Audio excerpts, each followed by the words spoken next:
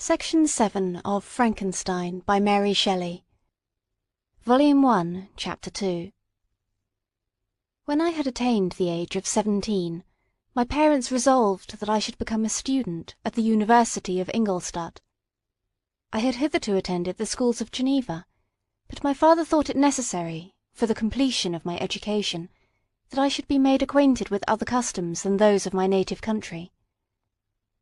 My departure was therefore fixed at an early date, but, before the day resolved upon could arrive, the first misfortune of my life occurred, an omen, as it were, of my future misery. Elizabeth had caught the scarlet fever, but her illness was not severe, and she quickly recovered. During her confinement many arguments had been urged to persuade my mother to refrain from attending upon her.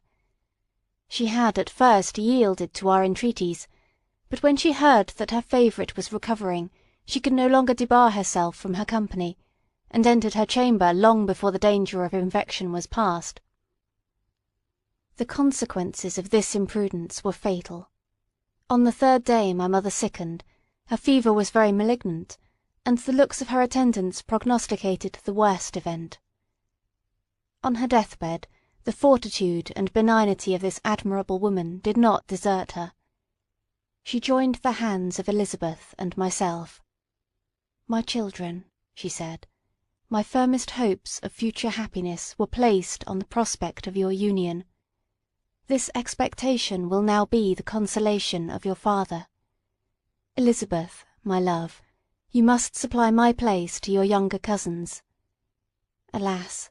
I regret that I am taken from you, and, happy and beloved as I have been, is it not hard to quit you all? But these are not thoughts befitting me. I will endeavour to resign myself cheerfully to death, and will indulge a hope of meeting you in another world." She died calmly, and her countenance expressed affection even in death. I need not describe the feelings of those whose dearest ties are rent by that most irreparable evil, the void that presents itself to the soul, and the despair that is exhibited on the countenance. It is so long before the mind can persuade itself that she, whom we saw every day, and whose very existence appeared a part of our own, can have departed for ever, that the brightness of a beloved eye can have been extinguished, and the sound of a voice so familiar and dear to the ear can be hushed, never more to be heard. These are the reflections of the first days, but when the lapse of time proves the reality of the evil, then the actual bitterness of grief commences. Yet from whom has not that rude hand rent away some dear connection, and why should I describe a sorrow which all have felt and must feel?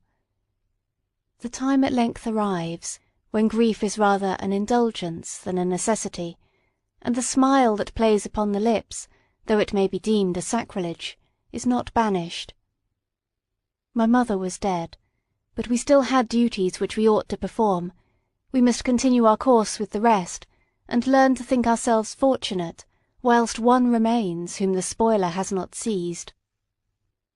My journey to Ingolstadt, which had been deferred by these events, was now again determined upon. I obtained from my father a respite of some weeks. This period was spent sadly.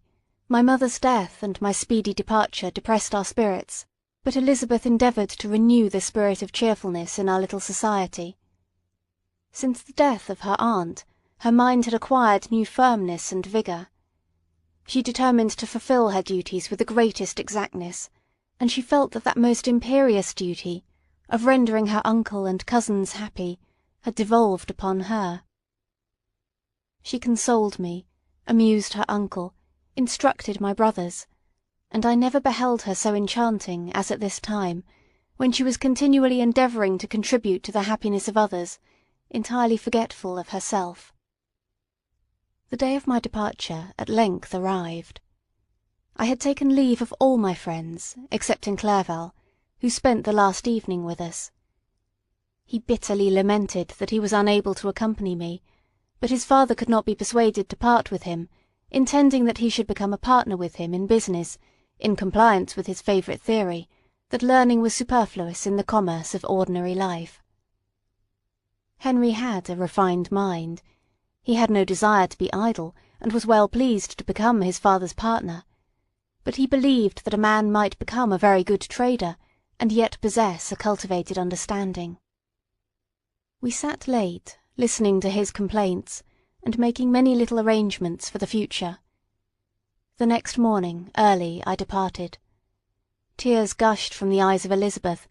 They proceeded partly from sorrow at my departure, and partly because she reflected that the same journey was to have taken place 3 months before, when a mother's blessing would have accompanied me. I threw myself into the chaise that was to convey me away, and indulged in the most melancholy reflections. I, who had ever been surrounded by amiable companions, continually engaged in endeavouring to bestow mutual pleasure, I was now alone. In the university, whither I was going, I must form my own friends, and be my own protector. My life had hitherto been remarkably secluded and domestic, and this had given me invincible repugnance to new countenances. I loved my brothers, Elizabeth and Clerval.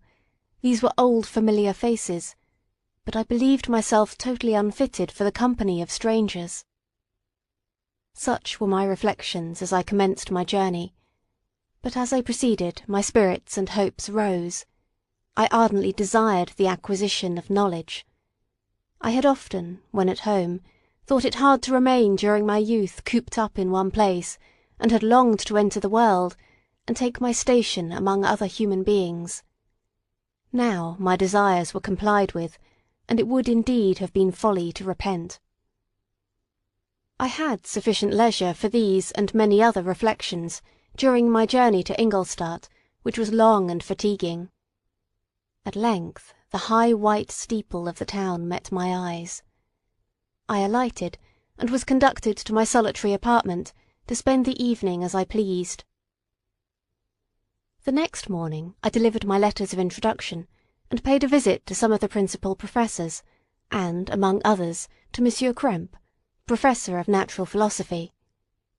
He received me with politeness, and asked me several questions concerning my progress in the different branches of science appertaining to natural philosophy. I mentioned, it is true with fear and trembling, the only authors I had ever read upon those subjects. The Professor stared. "Have you," he said, "really spent your time in studying such nonsense?" I replied in the affirmative. "Every minute," continued Monsieur Krempe with warmth, "every instant that you have wasted on those books is utterly and entirely lost. You have burdened your memory with exploded systems and useless names. Good God! In what desert land have you lived, where no one was kind enough to inform you that these fancies, which you have so greedily imbibed, are 1,000 years old, and as musty as they are ancient? I little expected in this enlightened and scientific age to find a disciple of Albertus Magnus and Paracelsus. My dear sir, you must begin your studies entirely anew." So saying, he stepped aside, and wrote down a list of several books treating of natural philosophy, which he desired me to procure, and dismissed me, after mentioning that in the beginning of the following week he intended to commence a course of lectures upon natural philosophy in its general relations, and that Monsieur Waldman, a fellow professor, would lecture upon chemistry the alternate days that he missed. I returned home, not disappointed, for I had long considered those authors useless whom the Professor had so strongly reprobated, but I did not feel much inclined to study the books which I had procured at his recommendation. Monsieur Krempe was a little squat man, with a gruff voice and repulsive countenance. The teacher therefore did not prepossess me in favour of his doctrine. Besides, I had a contempt for the uses of modern natural philosophy. It was very different when the masters of the science sought immortality and power. Such views, although futile, were grand, but now the scene was changed. The ambition of the inquirer seemed to limit itself to the annihilation of those visions on which my interest in science was chiefly founded. I was required to exchange chimeras of boundless grandeur for realities of little worth. Such were my reflections during the first 2 or 3 days, spent almost in solitude. But as the ensuing week commenced, I thought of the information which Monsieur Krempe had given me concerning the lectures, and although I could not consent to go and hear that little conceited fellow deliver sentences out of a pulpit, I recollected what he had said of Monsieur Waldman, whom I had never seen, as he had hitherto been out of town. Partly from curiosity, and partly from idleness, I went into the lecturing room, which Monsieur Waldman entered shortly after. This professor was very unlike his colleague. He appeared about 50 years of age, but with an aspect expressive of the greatest benevolence. A few grey hairs covered his temples, but those at the back of his head were nearly black. His person was short, but remarkably erect, and his voice the sweetest I had ever heard. He began his lecture by a recapitulation of the history of chemistry, and the various improvements made by different men of learning, pronouncing with fervour the names of the most distinguished discoverers. He then took a cursory view of the present state of the science, and explained many of its elementary terms. After having made a few preparatory experiments, he concluded with a panegyric upon modern chemistry, the terms of which I shall never forget. "The ancient teachers of this science," said he, "promised impossibilities, and performed nothing. The modern masters promise very little. They know that metals cannot be transmuted, and that the elixir of life is a chimera. But these philosophers, whose hands seem only made to dabble in dirt, and their eyes to pore over the microscope or crucible, have indeed performed miracles. They penetrate into the recesses of nature, and show how she works in her hiding places. They ascend into the heavens. They have discovered how the blood circulates, and the nature of the air we breathe. They have acquired new and almost unlimited powers.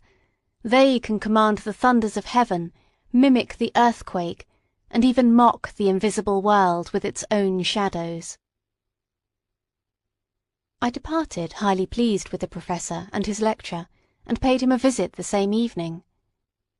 His manners in private were even more mild and attractive than in public, for there was a certain dignity in his mien during his lecture, which in his own house was replaced by the greatest affability and kindness. He heard with attention my little narration concerning my studies, and smiled at the names of Cornelius Agrippa and Paracelsus, but without the contempt that Monsieur Krempe had exhibited. He said that these were men to whose indefatigable zeal modern philosophers were indebted for most of the foundations of their knowledge. They had left to us as an easier task to give new names, arrange in connected classifications, the facts which they in a great degree had been the instruments of bringing to light. The labours of men of genius, however erroneously directed, scarcely ever fail in ultimately turning to the solid advantage of mankind. I listened to his statement, which was delivered without any presumption or affectation, and then added that his lecture had removed my prejudices against modern chemists, and I, at the same time, requested his advice concerning the books I ought to procure. "I am happy," said Monsieur Waldman, "to have gained a disciple, and if your application equals your ability, I have no doubt of your success. Chemistry is that branch of natural philosophy in which the greatest improvements have been and may be made. It is on that account that I have made it my peculiar study, but at the same time I have not neglected the other branches of science.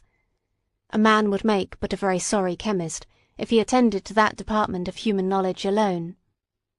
If your wish is to become really a man of science, and not merely a petty experimentalist, I should advise you to apply to every branch of natural philosophy, including mathematics." He then took me into his laboratory, and explained to me the uses of his various machines, instructing me as to what I ought to procure, and promising me the use of his own, when I should have advanced far enough in the science not to derange their mechanism. He also gave me the list of books which I had requested, and I took my leave. Thus ended a day memorable to me. It decided my future destiny. Section 8